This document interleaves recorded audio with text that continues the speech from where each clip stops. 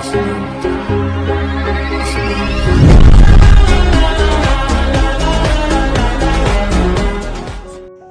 বন্ধুরা, কেমন আছেন সবাই? আশা করি সকলে অনেক অনেক ভালো আছেন। আর আজকের এই ভিডিওতে আমি আপনাদের সামনে আখি ইসলামের এমন কিছু ভিডিও উপস্থাপন করব, যার কারণে আপনারা আখি ইসলামকে গার্মেন্টসের মেয়ে বাদ দিয়ে ময়দা সুন্দরী বলা শুরু করবেন। আর এজন্য এই ভিডিওটা ধৈর্য ধারণ করে সম্পূর্ণ দেখবেন এবং কমেন্টগুলো ধাক্কি না করে আস্তে আস্তে করবেন, কারণ আপনারা এই ভিডিওতে আখি ইসলামকে একটি নতুন লুকে দেখবেন। আর এই লুকটি হলো তার সম্পূর্ণ ফেসটি ময়দায় মাখা। আর এই ভিডিওটা ভালো লাগলে আশা করি সকলের মাঝে শেয়ার করবেন এবং একটি লাইক দিয়ে রাখবেন। এবং এরকম ভিডিওগুলো প্রতিনিয়ত পেতে চাইলে এবং আপনি যদি আমার এই চ্যানেলে একজন নতুন দর্শক হয়ে থাকেন, তাহলে এই চ্যানেলটিকে সাবস্ক্রাইব করে পাশে থাকা বেল আইকনটি বাজিয়ে দিবেন, তাহলে পেয়ে যাবেন এরকম প্রতিনিয়ত আপডেট ভিডিওগুলোর নোটিফিকেশন। তো চলুন ভিডিও শুরু করি। জীবনে প্রেম করা করছেন একটাও না?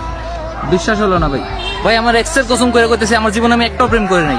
আমার এক্সের কসম করে করতেছে আমার জীবনে আমি একটাও প্রেম করে নাই। আখি ইসলাম মূলত ঢাকার সাভারের মেয়ে। তিনি ঢাকার সাভারে বসবাস করেন।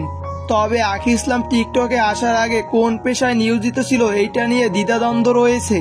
অনেকেই বলেন তিনি নাকি গার্মেন্টসের মেয়ে, তিনি গার্মেন্টসে চাকরি করত, আবার অনেকেই বলেন তিনি নাকি স্টুডেন্ট একজন। তবে আপনার কাছে কি মনে হতে পারে, আখি ইসলাম একজন স্টুডেন্ট নাকি আগে গার্মেন্টসে চাকরি করতো? অবশ্যই ভিডিওর কমেন্ট সেকশনে কমেন্ট করে জানিয়ে দিতে পারেন।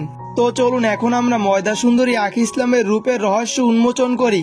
তো তার আগে আমি আপনাদের আখি ইসলামের ময়দা মাখা কয়েকটি টিকটক ভিডিও এখন আমি আপনাদের দেখিয়ে দিতে চাই।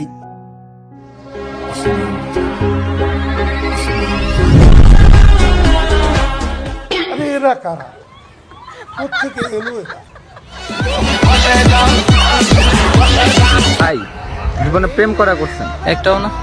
বিশ্বাস হলো না ভাই?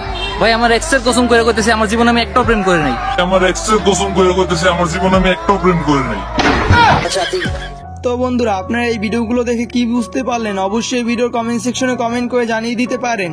তো আজকের এই ভিডিওটা এই পর্যন্তই ছিল। ভিডিওটা ভালো লাগলে একটি লাইক দিয়ে রাখতে পারেন এবং নতুন হলে এই চ্যানেলটিকে সাবস্ক্রাইব করে রাখতে পারেন। তো দেখা হবে পরবর্তী কোনো ভিডিওতে। ভালো থাকবেন, আল্লাহ হাফেজ।